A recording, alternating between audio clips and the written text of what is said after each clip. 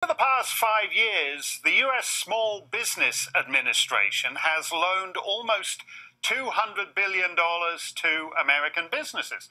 Now, just from the name of the SBA, most Americans think that will be going to mom and pop shops.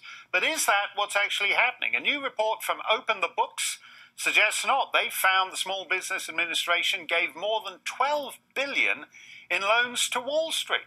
Businesses in Beverly Hills have received almost $120 million. The same amount went to yacht clubs and country clubs across the country. $2 million went to Tom Cruise and Brad Pitt's eyeglass designer. Adam Andrzejewski is the founder of OpenTheBooks.com. Adam, the Small Business Administration giving money to Tom Cruise and Beverly Hills doesn't sound like what this thing was set up for.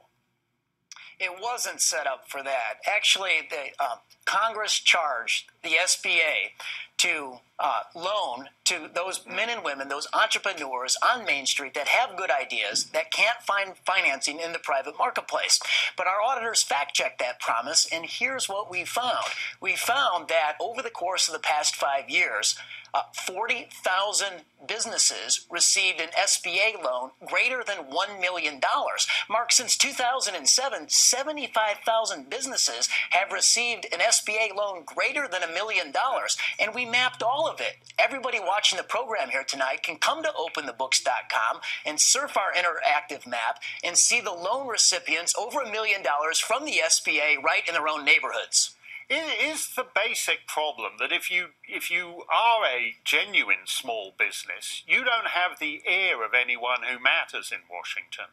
And no matter what you call the agency or the bureaucracy, you can call it the Small Business Administration, but the people who can pick up a telephone and talk to the guys who matter are just going to be all the usual connected elitists. Well, and you have the Small Business Administration, who are supposed to be lending to small businesses, but as you mentioned at the outset of the interview, we found $12 billion didn't go to Main Street. It actually went to Wall Street, investment bankers. And I want to tell you, describe a story of the character of some of the people running those firms. So Hercules Technologies, they're based in Silicon Valley in Palo Alto, California. They've received $300 million worth of SBA lending, these investment brokers.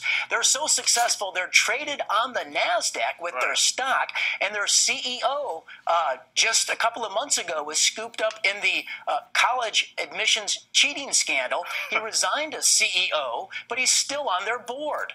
Why does he need this money from the federal government? Well, he doesn't need the money. And let's make no mistake, there is no public purpose to compel working and middle-class taxpayers to fund our most successful investment bankers in the country. Would you do you think at this stage the SBA might as well be abolished? Look, it has a pernicious impact on local economies all across the country. I want to tell you a story from my home community in Hinsdale, Illinois. A couple of years ago, there are 4 high-end jewelers in my community where the average home is about $1 million. A new entrant selling Rolex jewelry showed up in town, armed with $4 million worth of SBA funding.